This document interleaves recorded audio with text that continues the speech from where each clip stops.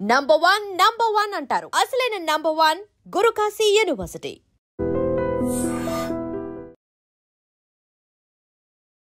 Welcome to IT news. This is Pavan. అమెరికాలోని చికాగోలో అయితే ఘోర రోడ్డు ప్రమాదం జరిగింది.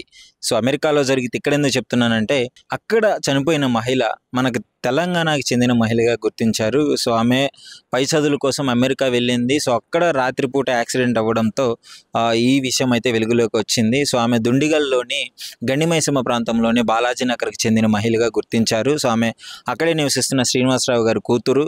సో శ్రీజ 23 సంవత్సరాల ఆమె పై చదువుల కోసం అమెరికాలోని చికాగోకి అయితే వెళ్ళడం జరిగింది. సో గత కొద్ది కాలం క్రితమే ఆమె వెళ్ళింది.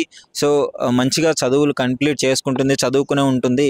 సో చదువుతున్న క్రమంలోనే రాత్రి ఆమె నివసిస్తున్న అపార్ట్మెంట్ నుంచి కొద్ది దూరంలో ఒక రెస్టారెంట్కి అయితే ఆమె వెళ్ళడం జరుగుతుంది. రాత్రి భోజనం చేయడానికి అయితే రెస్టారెంట్కి వెళ్తున్న క్రమంలో ఒక ట్రక్కు అకస్మాత్తుగా వెనకాల నుంచి చాలా స్పీడ్గా వచ్చేసి ఆమెను గుద్దడంతో సో ఘోర రోడ్డు ప్రమాదం జరిగింది. సో ఆమె అక్కడికక్కడే చాలా సివియర్ ఇంజురీస్ అయ్యి పాపము అక్కడే స్పాట్లో చనిపోవడం జరిగింది. సో ఆ తర్వాత హాస్పిటల్కి తీసుకుపోయినా ఉపయోగం లేకుండా పోయింది. సో వెంటనే ఇక్కడున్న వీళ్ళ పేరెంట్స్ అయితే అక్కడ అమెరికాలో ఉన్న తెలుగు సంఘాల వారికి అయితే ఇన్ఫామ్ చేసి ఆ బాడీని తొందరగా తెప్పించే సహాయం అయితే కోరుతున్నారు. సో ఇది చాలామంది అమెరికాలోనే కాదు పలు దేశాల్లో చదువుకోవడానికి వెళ్ళి ఈ మధ్య కాలంలో మనం ఎక్కువగా వింటున్నాము, గన్ ఫైర్కి చనిపోయారని చెప్పేసి, లేదా ఇక్కడ యాక్సిడెంట్లు అయ్యి చనిపోవడం అని చెప్పేసి. గత ఒక 2 నెలల్లో 1 నెల క్రితమే మనం కార్ యాక్సిడెంట్ అయ్యి సజీవ దహనం అయ్యారు ఫ్యామిలీ మొత్తం. అంటే చాలా బాధాకరమైన విషయం అని చెప్పుకోవాలి. అంటే ఇక్కడ నుంచి వెళ్ళి అక్కడ చనిపోవడము, మన తెలుగు వాళ్ళు చనిపోవడం అనేది చాలా బాధాకరం. ఏదో సాధించాలి అని చెప్పేసి ఆ పాపం వాళ్ళ తల్లిదండ్రులు కోరుకొని కష్టపడి ఆడపిల్లను కూడా అంత దూరము పంపించినప్పుడు సో ఈ సాడ్ ఇన్సిడెంట్ అని చెప్పుకోవాలి. అంటే వాళ్ళ పేరెంట్స్కే తీరని లోటు అని చెప్పుకోవచ్చు. సో చాలా బాధాకరంగా అనిపిస్తుంది. ఇప్పుడు ఆమె బాడీని అయితే మృతదేహాన్ని అక్కడ నుంచి ఇక్కడికి తెప్పించే ప్రయత్నం అయితే తొందరగా తెప్పించే ప్రయత్నం అయితే చేస్తున్నారు. దీనికి సంబంధించి అక్కడ తెలుగు సంఘాల వాళ్ళ సపోర్ట్, ఇక్కడ నుంచి మన గవర్నమెంట్ సపోర్ట్ కూడా కావాలని చెప్పేసి వాళ్ళ పేరెంట్స్ అయితే కోరుతున్నారు. సో శ్రీజ 23 సంవత్సరాలు, చిన్న వయసు, ఎంతో సాధించాలి అనే తపనతో అదర్ కంట్రీస్కి వెళ్ళి చదివి గొప్పగా ఏదో చెయ్యాలి అని అనుకుంది. బట్ చాలా సాడ్ ఇన్సిడెంట్ ఇది, దుర్మరణం చెందడం జరిగింది.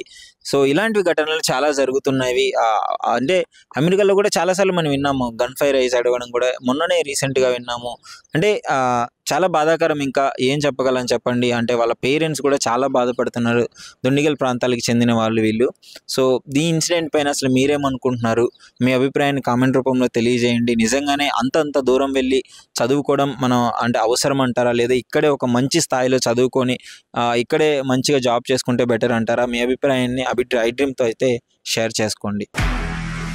నిజంగా ప్రస్తుతం ఉన్నటువంటి సమాజం దేనికి ప్రయారిటీ ఇస్తుంది? ఆర్థిక సంబంధాల చుట్టూ మాత్రమే తిరుగుతుంది. మళ్ళీ ఎన్నికలంగానే చాలా విరక్తి కలుగుతాం. మంచి అనిపిస్తుంది కదా, లేడీస్ కూడా ఛాలెంజింగ్ జాబ్స్ చేసినప్పుడు చాలా బాగుంటది. ట్రాఫిక్ అసిస్టెంట్స్ గా నియమించిన ట్రాన్స్జెండర్స్ అందరితో సాల్యూట్ చేయించుకుంటున్నారు. ఫుడ్ డెలివరీ ఇవ్వటానికి వెళ్ళినటువంటి డెలివరీ బాయ్ అనిల్ పై కళ్ళ ముందు